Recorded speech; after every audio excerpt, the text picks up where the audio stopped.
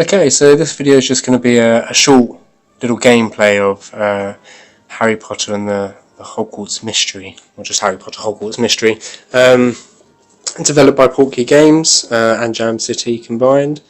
Bit of a letdown initially, I think. I was expecting more of an RPG where you can actually control your character and walk around and practice the spells, maybe using your phone as the wand. What we've got instead is a click and collect kind of game.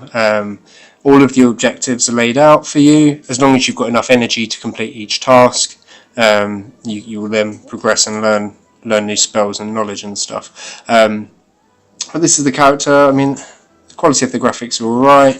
The style's quite nice. But let's just have a look around Hogwarts. So this is the lower floor, west. You have the Great Hall. I mean, it looks like Hogwarts. You feel like you are playing a Harry Potter game, which is great. Peeves kind of pops up every now and again. I'll take you through to the Great Hall.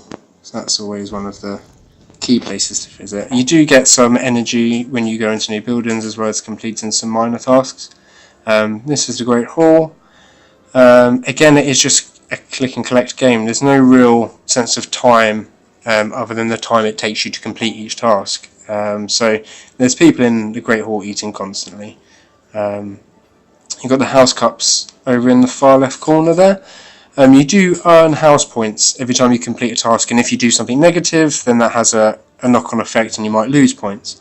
The only way to actually look at those is by just going onto your profile, clicking on rank on the left corner. I'll tell you that actually Slytherin overall on the server that I'm on are the lowest. But I've just been knocked down to second place. That's annoying. But it's quite interesting to see there's a lot of Hufflepuffs that are in the top 10 at least. And I feel like it is a Hufflepuff game, really.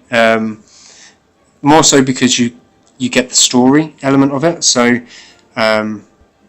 story is that your character's brother attended Hogwarts a few years ago and went insane, was hearing voices, was trying to look for these hidden vaults beneath Hogwarts, and then disappeared. Last we've heard so far in the story is that he was last seen with Voldemort, or supporting Voldemort at the very least.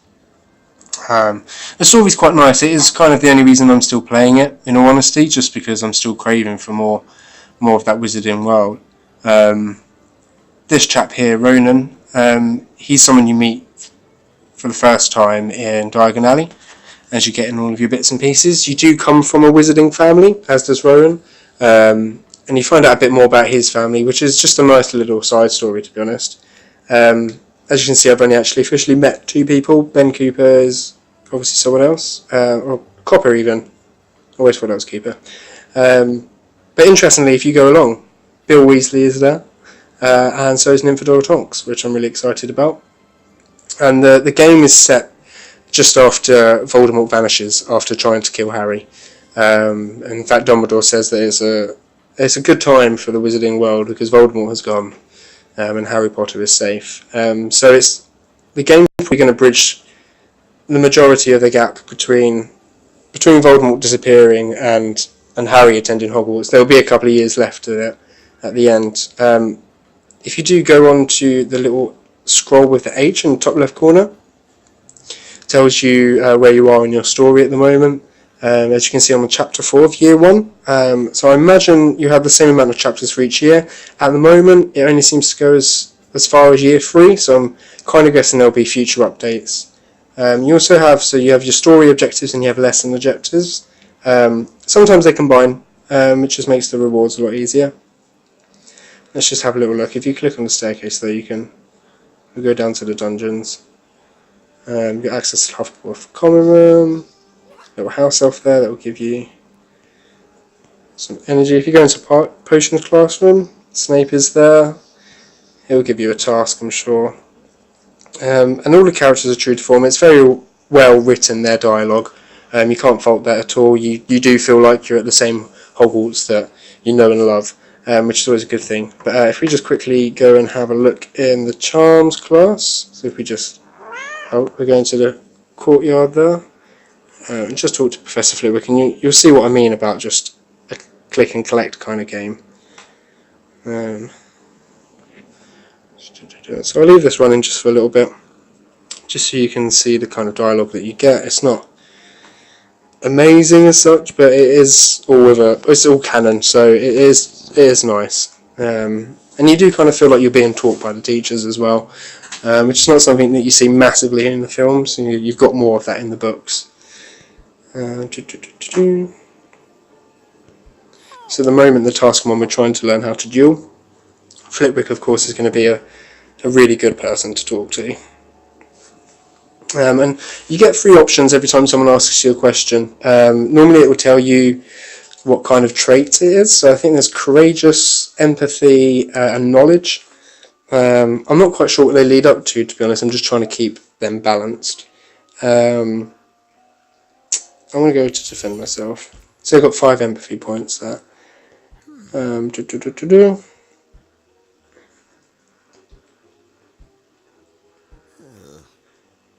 do get the odd sound bite from them as well, which is just like a groan or a cheer or something. It's very, very simplistic. But I suppose it would have cost a lot to get some of the returning cast to actually voice their characters. Expelliarmus, that's a good spell to use in a duel. So let's go into that. So it says an hour. That's how long you've got to complete it. So you could run out of energy in that time, but if you get enough energy back, I think it takes 4 minutes for 1 energy to return. So as long as you get enough energy to complete that within the hour, you'll get the reward for it. But as you can see, whatever you need to interact with is highlighted in blue. Tap it. You'll spend an energy. You've got to spend 3 just to get past that. You do get odd little bits of dialogue, which can be fun to read, but after the 3rd, 4th task maybe, you just get bored and you just kind of want to get over and done with. There's not a lot of satisfaction to the game, to be honest, and earning the coins I feel is a bit pointless. You can only really spend coins on upgrading how your character looks in terms of their clothing and hairstyle and stuff, but I quite like just having the Hogwarts uniform. I think that's what the students should just be wearing until they get to that 4th year. I think it's 4th year, it might be 3rd year until they can wear normal clothes.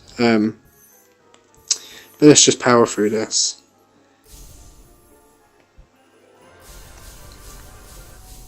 There we go, so that was quick. He should now teach me how to use the Expelliarmus spell. And it'll be quite good just to show you how simple it is to practice a spell. So you literally just follow the path. It's as simple as that. I've not actually duelled yet, so I don't know how that works in a duel. I imagine it would just tell you or prompt you which spell to use. I don't think it's going to be leaving you to your own devices, to be honest. It's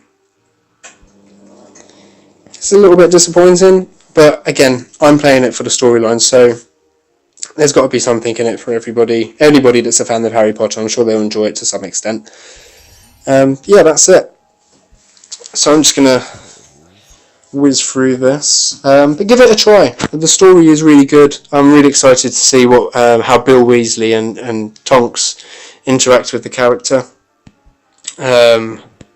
and just how far it goes. The little side story is not something that I think has been referred to in any form of Harry Potter storytelling so far. So just having another story is really nice without it actually being canon to any of Harry's life or Fantastic Beasts at the moment, I guess. But yeah, once you complete a task, it will give you a new task. Sometimes the tasks are unlocked, so you kind of have to wait like 3 hours or so. That is a bit annoying, but you can just pop. You can either walk through to where the characters are. You can just use the side quest bar to automatically go to where you need to, which kind of just takes the point out of it even more. I've enjoyed just scrolling around Hogwarts, but so far it's not a bad game. You can see here at the moment you only learn potions, charms and flying.